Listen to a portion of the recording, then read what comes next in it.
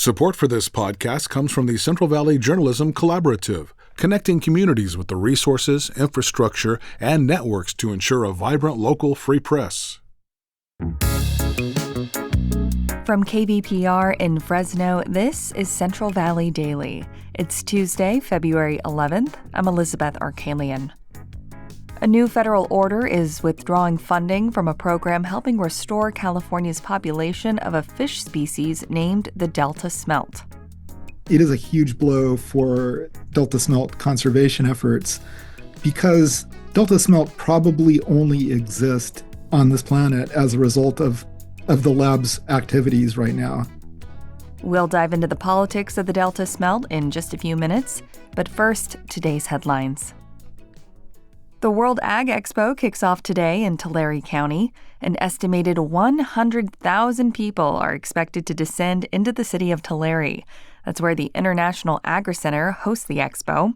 The expo is considered the largest outdoor ag trade show in the world. It'll feature over 1,200 exhibitors. Attendees from roughly 70 countries are also expected to attend. And an immigrant rights group plans to protest on the opening day of the World Ag Expo. A press conference and rally will take place later this morning near the gathering. The protest seeks to call attention to, quote, essential immigrant workers who may be vulnerable to immigration enforcement actions. Recent arrests of farm workers without legal status prompted concern across the valley. State surveyors from the Department of Public Health are in Madera County this week. They're reviewing the procedures and staff readiness at Madera Community Hospital. This survey is one of the final steps before the hospital can accept patients once again. The hospital has been closed for over 2 years and previously filed for bankruptcy. It was the only general hospital in the county, and even when it reopens, some services, like labor and delivery, will not be available. President Donald Trump signed an executive order last week banning transgender athletes from girls' and women's sports. But as Cap Radio's Laura Fitzgerald reports, California's governing body for high school sports says it might not comply with the order. Advocates for LGBTQ communities spoke out against the order last week. Carl Charles is with Lambda Legal, a civil rights defense group. At the bottom, it is cruel, right, to point to transgender young people who want to play school sports, which is such a minuscule amount of young people across the board. It's really just causing a lot of unnecessary harm. The California Interscholastic Federation, or CIF, regulates school sports in California. CIF announced it plans to follow state law, which allows students to participate on athletic teams that match their gender identity instead of Trump's order. Proponents of Trump's order criticize CIF's announcement. Sophia Laurie is with the California Family Council. We are just really asking that CIF simply enforces Title IX protections, recognizes that fairness and biology matter, and stop prioritizing an ideological agenda over girls' safety and opportunities. Ultimately, Jorge Reyes Salinas with Equality California says the order is about more than just sports. If we are allowing the federal government to strip transgender youth of their rights today, then what stops them from targeting other marginalized communities tomorrow? While the CIF says it won't comply with the order, the NCAA, which regulates collegiate sports, announced it will. In Sacramento, I'm Laura Fitzgerald. Support for Central Valley Daily comes from the members of KVPR. Join at $8 or more per month and access ad-free NPR podcasts through NPR Plus. Give now at kvpr.org/donate. And now to our main story.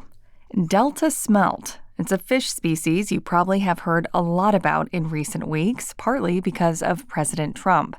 The endangered species is a small freshwater fish found in the Sacramento-San Joaquin River Delta system. It's also what's known as an indicator species, meaning its purpose is to help indicate the health and quality of the estuary where they live. But the Delta Smelt has become an emblem of a bigger discussion about California's water. In a recent executive order, President Donald Trump called out the fish, claiming conservation efforts for the species have impeded water flows for people and agriculture in Central and Southern California. Now, the San Francisco Chronicle reports the Trump administration will not renew funding at the end of this month for a lab at UC Davis that runs a Delta Smelt breeding program. To better understand the Delta Smelt and how it fits within California's broader ecosystem, we brought in John Buse. He's senior counsel for the Center for Biological Diversity. They're an environmental nonprofit that works to protect endangered species through advocacy and legal action. Buse has toured the Fish Conservation and Cultural Lab at UC Davis, which may lose its funding. He starts by explaining where things stand. Well, I should first mention that we haven't heard anything directly from the federal government. I haven't seen a confirmation from the federal government that they are ceasing or suspending funding for the Fish Conservation and Cultural Laboratory. That's something we've heard from staff at the center. We are seeking information from the federal government as we speak. We're sending information requests to see if that is confirmed. But if that's the case, it is a huge blow for Delta Smelt conservation efforts because Delta Smelt probably only exist on this planet as a result of the lab's activities right now. The propagation of Delta Smelt in the laboratory is responsible for their continued existence, in other words. So what exactly was the Trump administration's argument for pulling that funding, which, again, as you say, you haven't seen written yet, but that's what the lab has heard? We don't know what the explanation is, but we have seen probably a similar explanation or a similar rationale stated in a couple executive orders that the president has issued in the last couple weeks. One of them specifically talked about Delta Smelt and appeared to blame it for the Los Angeles fires. Another one talked in general about sort of California's broken water system, supposedly broken water system, and talked about perhaps suspending endangered species protection without naming the smelt in particular. But it seemed that was what that executive order was talking about as well. So those two executive orders appear to be laying the groundwork, even if it's based on an apparently false narrative of responsibility for the fires. But that seems to be directly connected to the suspension of funding. Yeah, in that executive order about the water for Los Angeles, he titled that executive order in part, "Putting People Over Fish." It's worth noting there has been confusion over that order, as much of the water released is not technically conveyed to Los Angeles. But in that order, he does note that protecting the Delta Smelt causes water to run wastefully, in his opinion, to the Pacific Ocean. Is that true? Well, certainly not. It's not true that it runs wastefully to the Pacific Ocean. Rivers tend to, for the most part, flow to the ocean. That's what they do. So, water in those rivers are doing lots of things, including providing water for people, water for fish.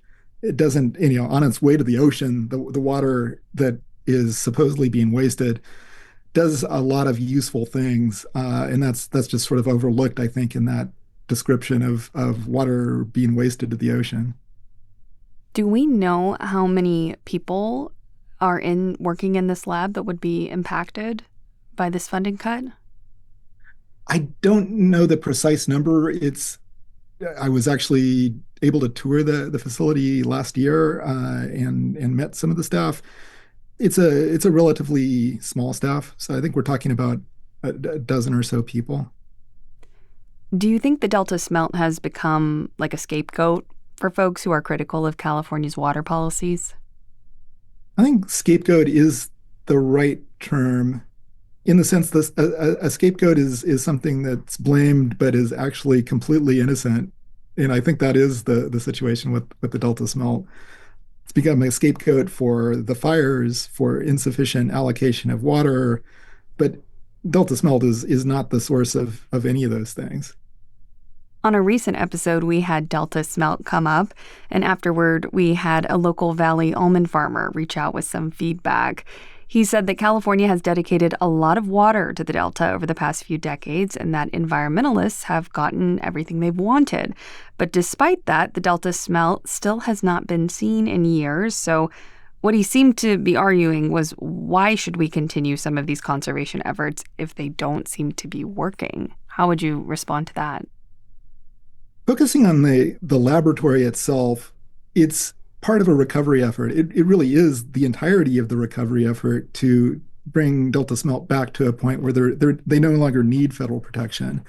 And that effort is really just started. It took years of effort and scientific endeavor to get the lab to the point where it's producing the hundreds of thousands or so of smelt it is every year. That effort hasn't failed. It hasn't yet had time to succeed. And it's really just this sort of nascent and growing effort that doesn't need to be defunded. It needs to be ramped up if it's likely to succeed. So I definitely would disagree that the conservation effort has failed. It is, as I say, probably the only thing that's keeping Delta Smelt in existence, but it's also something that envisions a future effort where even more smelt are released in the wild to the point where there's a self-sustaining wild population that comes into existence as a result of that effort. Anything else you'd like to add, John? You mentioned, the almond grower. I don't speak for growers in the Central Valley, but I would ask them to consider what funding this lab means for them. And I think defunding doesn't promise the delivery of any more water to growers in the Central Valley. As I mentioned before, I think it makes those deliveries legally suspect.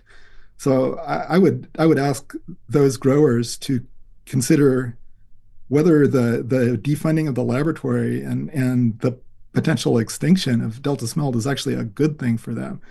It suggests that it's otherwise. That was my conversation with John Buse. He's Senior Legal Counsel for the Center for Biological Diversity. And that does it for today. If you have feedback or a story idea, let us know. Email podcast@kvpr.org. Today's episode was produced by Jonathan Linden and KVPR with support from the Central Valley Journalism Collaborative. I'm Elizabeth Arkalian.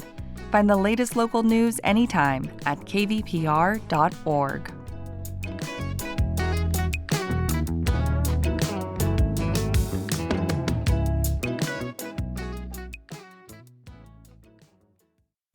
Each morning, it's a new opportunity, a chance to start fresh. Up First from NPR makes each morning an opportunity to learn and to understand. Choose to join the world every morning with Up First, a podcast that hands you everything going on across the globe and down the street, all in 15 minutes or less. Start your day informed and anew with Up First by subscribing wherever you get your podcasts.